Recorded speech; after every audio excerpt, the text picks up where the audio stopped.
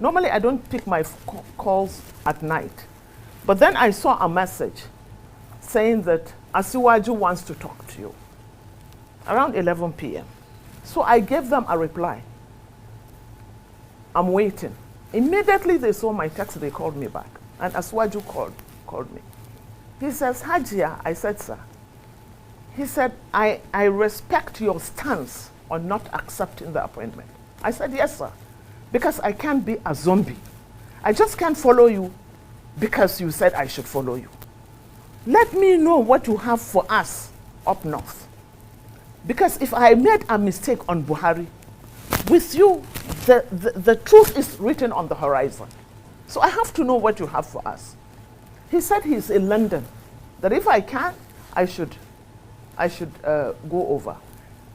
He offered to buy me a ticket. I said, no, sir, I can afford a ticket. And then he said, can I get a hotel for you? I said, yes, that I will appreciate. I took the next Lufthansa to London. I saw him that same night, and we sat. And I said, sir, the reason why I'm not accepting your appointment is because I don't know what you have for us up north. Because in the north, every single person is either waiting to be killed or kidnapped. We can't go on like this. What is your blueprint for us? He told me that he doesn't have anything for us. I said, you mean, sir, you don't have a blueprint? He said, I can't have a blueprint because if I have a blueprint, I'll be stepping on too many toes and they might even kill me. This was what he said. I said, but sir, how can you rule without a blueprint?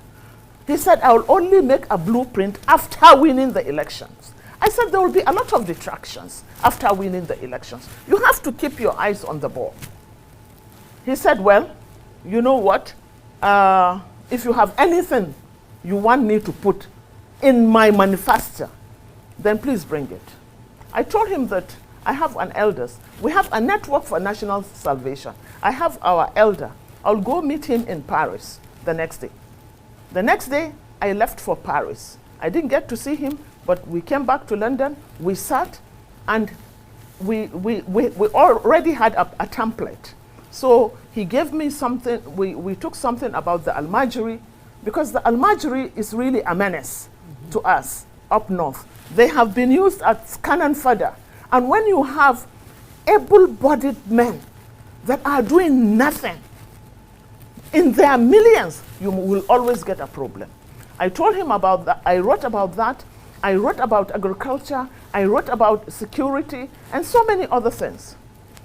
Till date, I have not been allowed to see Asiwaju, to even give it to him. Then I called one of his hangers-on, Ibrahim Masari. Ibrahim Masari, I called him. I said, look, I have this template. What happens? I need to see Asiwaju to give this to him. He said, well, sorry, I'm sorry, Hajia, you are late because the manifesto has already been completed. Nasir El-Rufai has given us what the North needs, and according to him, all the North needs is state police. I know Nasir is a very brilliant and patriotic person. There is no way that anyone can tell me that Nasir will do such a thing, Nasir El-Rufai. But in any case, I just said, I was still being patient. Then we started at the campaign council. We've never been invited for any meeting. We've never been invited for any rally. And I have transcended, going to show my face. I can't. We have an appointment with destiny. We have an appointment with prosperity. I can't be condescending. I tried to be patient. In fact, I wrote my letter of resignation over a month ago. But for somebody that I had I still have so much respect for, that I went to tell him that, look, I'm resigning from the APC. He said, why? Because I said, one, after having sat with Asiwaju told me that he doesn't have an agenda or a blueprint for any of our problems. He told me this. And then secondly, I have also tried for 3 months to get our northern elders, opinion molders that are in the APC to come together and go en bloc to Asiwaju to put our requests.